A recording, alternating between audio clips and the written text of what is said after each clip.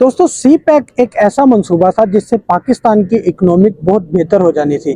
آپ لوگوں سبھی کو پتہ ہے کہ چین کا جو منصوبہ ہے جس نے سی پیک کے اوپر ڈھیروں پیسے خرچ کیے ہیں اور اس پیسوں سے پاکستان کی اکنامک بہت بہترین ہو جانی تھی، لیکن اب سی پیک کی جو اکنامک سی پیک ہے اس کا بیڑا غرق ہونے والا ہے، کیونکہ چائنا جو ہے وہ افغانستان کے ساتھ مل کر ایک اور کوریڈور کے اوپر کام کر رہا ہے، اور اس کے اوپر کام کرنے کے بعد پاکستان کی ویلیو ٹکے کی بھی نہیں رہے گی اور سی پیک جو ہے وہ بھی بیکار ہو کے رہ جائے گا۔ لیکن ایسا چائنا کر کیوں رہا ہے؟ اس سے پہلے ہم آپ کو یہ بتائیں گے کہ چائنا کس منصوبے پر کام کر رہا ہے اور کیوں کر رہا ہے۔ اس منصوبے کا نام واخان راہداری ہے۔ جیسے سی پیک ہے چائنا پاکستان کوریڈور، اسی طرح سے واخان راہداری جو ہے وہ افغانستان کے ساتھ ایک راہداری ہے جس کو ڈیورنڈ لائن بھی کہا جاتا ہے۔ ڈیورنڈ لائن جو ہے وہ پاکستان اور افغانستان کے درمیان جو بارڈر لائن ہے اس کو ڈیورنڈ لائن کہا جاتا ہے۔ اسی ڈیورنڈ لائن کے ساتھ 18 کلومیٹر کا ایک علاقہ ہے اور 92 کلومیٹر جو ہے وہ علاقہ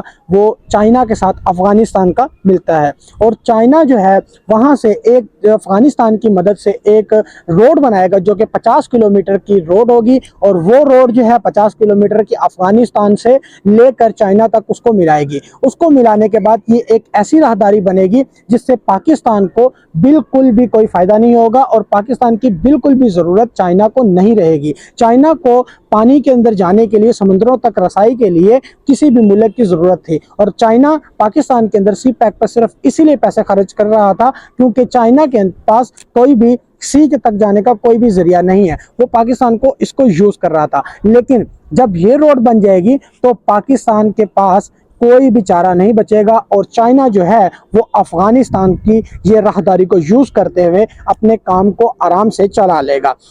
یہ والی روڈ ہے جس کو واخان راہداری کہا جاتا ہے، یہ ایران کے چابہار بندرگاہ تک ان کو پہنچا سکے گی، اور ایران کے چابہار بندرگاہ پر جب یہ چیزیں پہنچ جائیں گی، جب وہاں سے سارا سامان چائنا اپنی بندرگاہ تک پہنچا دے گا تو ان کی جو ٹریڈ ہے وہ بہت اچھی ہو جائے گی اور پاکستان کی کسی بھی ملک کو ضرورت نہیں رہے گی۔